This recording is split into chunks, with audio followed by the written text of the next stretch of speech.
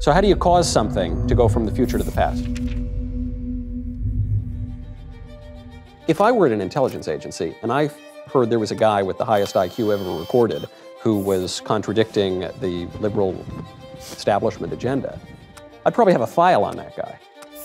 Have you had any run-ins with the... Some interest has been shown. Most of us have an IQ of 100, score in the 140 range, and you're in the genius to near genius category. 195 to 200, well, you're talking 1 in several billion people. Now, historians figure that Einstein and Franklin scored about 160, Darwin 165, Galileo 185, Isaac Newton 190. That means Langan could possibly be the smartest person in the world. So for those of us who have an IQ that's a little bit lower than yours, I'll admit it, with no false modesty and no undue confidence, the first question we have to establish: does God exist? Yes. The reality has an identity, okay? The identity is that as which something exists, okay? Matter of fact, when you say the word reality, you're naming an identity. You're identifying something, this. I'm smiling because your answer on this is so beautiful. It just reminds me of Moses at the burning bush. And Moses at the burning bush says, "Who shall I tell the people that you are?" Talking to God. And God says, "Tell them I am that I am." That's right. I am identity itself. I'm being himself. That's exactly right. That's what the CTMU says. It just comes up with the mathematical structure that you need to build a reality out of that. You see? So you come up with that identity and then you search it for its properties. You see, once you've built the preliminary framework, then you start deducing the properties of this identity, and you find out that those properties match those of God as described in most of the world's major religions. The reality isn't just geometric, which is what Einstein thought it was, nor is it just linguistic. It's a blend of the two, right? Russell saw it as being linguistic. Einstein saw it as being geometric. Okay, so I decided that reality must be logico-geometric, putting the two of them together. And of course, then I realized, well, I've got to put together a theory, construct a theory, in which reality is actually logico-geometric. And so that's where the CTMU came from. And the CTMU is the cognitive theoretic model of the universe. Cognitive theoretic model of the universe. This is your theory of everything. My theory of everything, and it's all in the name.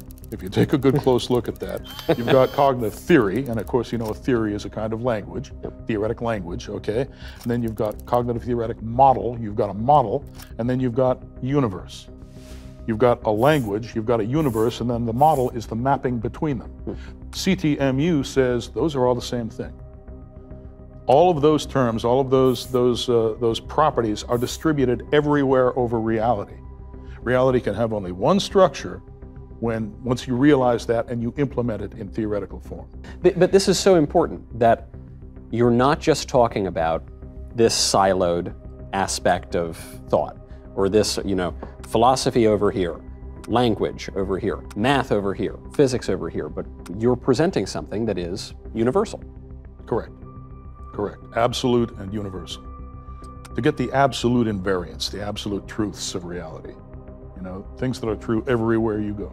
No matter, at what time you exist or in what place you exist, it's the same. So we're not just defining God out of existence. Sometimes you'll hear people say God exists, but they'll give God such a weak and shallow definition that the God that they're describing has no relation to the God that we conceive of. You're saying, no, this God is, God himself is conscious and therefore personal? Yes. You can establish a personal relationship with God. We're images of God. You know what an image is? It's basically the product of a mapping. God maps himself into each human being, right? That's a very personal thing that God is doing for us, right? And I don't understand how anybody can say that it's any different. We reflect the structure of the universe. Each one of us, we're carried by it. Everything we do, we exist in a medium. What is that medium? Right? Where did it come from? What holds it together? What is the unifying coherence, the source of coherence of that medium? Now, is your claim a pantheistic claim that God is the universe or the universe is God, and that's that? Or no? Or is God outside of the universe and created? God is greater than, well, what is the universe? Damned if I know. You ever hear of the simulation hypothesis? Yes. Okay, well, the simulation hypothesis is basically the idea that the reality we see around us, physical reality, is simulated on some sort of an automaton or a computer. Yeah, some aliens somewhere have just, they've fooled us. The idea is that you've got some kind of an automaton running, you've got a simulation running on it. And God, it's more panentheistic. You know what panentheism is? I do. I think I do, but that means that we are in God. Let me know how I've gone wrong. We are in God, and God is in us. And it is not merely that God and the creation are one and the same, but they are quite related. Is that something approaching panentheism? A little bit, yes. Okay. There's the idea is that you've got the physical universe that you see around you, but God is not confined to the physical universe. Okay. See, there's an ordinary pantheist assumes that God is somehow confined to the universe, that there is just what we see around us, and God is in every piece of it. God is distributed over it. Yeah. But it's a little bit more complex than that, because this part of the universe that we see around us cannot exist just by itself. Yeah. Okay? There are certain things that it entails. And when you go into those entailments, that's how you get to God. That's how you get to the identity of reality. Okay? And now to get back to the reality of self-simulation, or at least that's what I call it, self-simulation. But to get back to the simulation hypothesis, that we're living in the display of that simulation. In addition to the display, there is also a processing aspect, okay? And God, it captures both of those things. It captures both the display and the processor.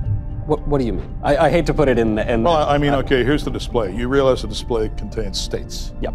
Okay, you see things, the objects contains it. States are static. Yep. That's why they're called states. Okay, static. How do they change? Well, they have to be processed. Something has to be processed. Yeah. And in the calculus, for example, those are tiny little infinitesimal intervals, okay? But they are not actually contained in the states themselves. They have a neighborhood, a little tangent space or what have you, where you can sort of draw little vectors that suggest that some kind of processing is going on. But the idea of being a state and being a process, those are two different things. Yeah. In the ordinary way of looking at it, okay? It turns out that you can't properly describe reality and causation at all unless you put those things together somehow. And that's what it takes God to do, okay? God provides the processing functionality for your state. You have an internal state, an external state. You're a material human being, right? Like, to explain how that is changing through time, and maintaining its coherence through time, even as it changes, that's what you need God for. Yeah, I certainly agree with that entirely. And so I might not be sophisticated enough to parse all of the quibbles that there might be, but broadly speaking, as a Christian, so much of what you're saying resonates as obviously true for me. The idea that, well, I'm a member of the body of Christ. The idea that God creates the world in this great act of love, this great act of charity. Self-love. Well, self-love. Don't forget, you're an image of God. Right. So in loving Himself, God loves you. And you're supposed to love God back. Right. And this ties into something like the Trinity, right? The idea that God is three persons in one divine unity. So all of this is making a lot of sense to me. So now, how do I make sense of consciousness? Well, it turns out that in order to quantize that theory that I was talking about, that theory of identity, where you've got the display and you've got the processor, and it's handling both. It turns out that in order to handle both of those things, you need a certain kind of quantum. That quantum is called an identity operator. God is the identity. So obviously these little quanta, they have to be, they're doing things, they're processing, so we can call them operators, right? They are identity operators. Okay, the identity operator has, basically it takes input from the outside world, recognizes it or accepts it using syntax, processes it, and then returns it to the world as external state. Okay, so things come in, then they're processed, right? There's throughput, which is, you could call that the subjective or internal state of the identity operator, and then it's returned to the external universe. So what I'm saying is that's consciousness. And I'm saying that consciousness exists in every part of the universe because those are the quanta. That's what I'm asking. Are you telling me that this table is conscious? In that sense, yes, generically conscious. But it's relying on our consciousness to do it. There's levels of quanta, okay? These are tertiary quanta. They're all put together using physical localistic forces, right? But those are underdeterminative. They don't fully determine what happens. Why? The Heisenberg uncertainty principle, for example, it tells you that, you know, the quantum rules, they're probabilistic. Right. They don't actually determine events, okay? So what determines events? We do. We don't know how we do it, but we do it. When everybody's will is put together, we're all creating the best possible universe we can for ourselves. And God is what harmonizes all of our different perspectives and makes things happen for all of us at the same time. And if we were doing things correctly, this would be the best of all possible worlds. Sadly, however, we oftentimes make mistakes. And that's what we have to get out of doing, but we can't get out of doing it until we understand what reality is, what we are, and what the relationship between those two things is. Do we really do much of anything at all in the sense, do we have free will? Yes, we do. We have to have free will. Basically what you've got is you've got a bunch of quantum fields in superposition, and then those fields consist of little fluctuations, little quantum fluctuations, right? Where is the fixed array? We were talking about a manifold, right, with a bunch of zero-dimensional points, okay? Those two things are not compatible, okay? Quantum field theory and that fixed array manifold where you can parameterize all of the causal functions using the manifold, that doesn't work, okay? Those two things don't fit together. Well, often the conversation, especially these days, becomes this sort of shallow discussion of, well, this caused this, and I'm going to describe a totally deterministic system, and so as a result of this causing this, causing this, causing this, you don't have free will. And you're saying cause is actually more complicated than just cause. That's correct. In other words, talking about free will in those terms is osios. It means nothing. Yeah. You can't get anywhere with it, okay? Reality is actually generative, okay? It's not a fixed manifold. Everything is being created all the time. Not just our states. Our states are being recreated, right? You know, I can cross my legs, I can uncross my leg. That's the changing state. Yeah. But the medium around us is changing. When I look at you, I'm seeing Michael Knowles, okay? I'm seeing you sitting there. But that means that I'm seeing your boundary. I'm seeing what distinguishes you from the external environment, right? There's a medium around you. So I have to be regenerating that at the same time as I'm regenerating your state in my head, okay? When I say regenerating, there's a reason I'm doing that. I could also say I'm recognizing Michael Knowles, I'm recognizing your state right now, but I'm also recognizing the state of the medium around you, because otherwise I wouldn't be able to distinguish you from the medium and you wouldn't exist at all. Right, right. Well, it's sort of like a little baby, right? Has trouble recognizing the limits of things and recognizing what some individual object might be from, you know, the glass on the table. They have trouble distinguishing those Precisely. things. Yeah. Okay, the baby has to learn to distinguish those boundaries. And it has to receive the right visual cues at the right age so that it can actually learn how to do that. Yeah. So now we're at metacausation. So what does metacausation Causation works from past to future, okay? Metacausation works from past to future and from future to past in a closed loop. It's called a conspansive cycle. So that's basically what we have to do to quantization in order to make causality work. And of course, when I say causality, I mean metacausation, okay? So how does... Because ordinary past to future causality, parameterized by a fixed array, that doesn't work. So I get past to future. This seems pretty simple. I pick up the glass of water, I put it over here, and now I remember 2 seconds ago that water was over here, and then I caused it to go over there. Right. So how do you cause something to go from the future to the past? Can't go anywhere unless there's some place for it to go. Yeah. In the universe, everything changes with time. You're actually, you know, in the theory of relativity, for example, all the points are events. Yep. Okay, and that means that there's a time parameter involved. Okay, so when you take that glass and you move it from there to there, okay, you think that there's a point right there where you're going to move that glass. That's false. Okay, the point to which you are going to move that glass is actually in the future. When you pick up that glass, it's Yeah. still in, you understand what I'm saying? Yes, okay, that makes sense. Getting back to God, I guess we're always trying to get back to God. God is outside of time and space. Well, God distributes over time and space, and there's some left over. Time and space is static. It's a display. Yeah. Imagine that you're a little homunculus inside a computer display, like the Matrix, for example, okay? God not only distributes over that, but there's a whole other domain where God exists. And that's the processing domain. That's the non-terminal domain in the CTMU. We're in the terminal domain, right? And most physicists, when they try to reason about the terminal domain, they reason under physical confinement. Okay, well, I can only look at physics, and I have to use what I know about physics, what I can observe about physics, to explain everything else that I explain. So they have that kind of explanatory closure going right there. I'm not going to ask you if I'm going to go to heaven or hell, but will I go to either heaven or hell? You will persist after you die. Where you go depends on who Michael Knowles really is.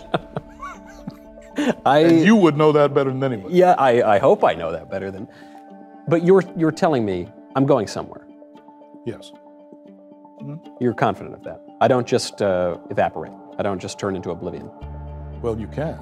If you displease God, that's exactly what's going to happen to you. God is going to cut you off, and he's going to say, I can't see him anymore.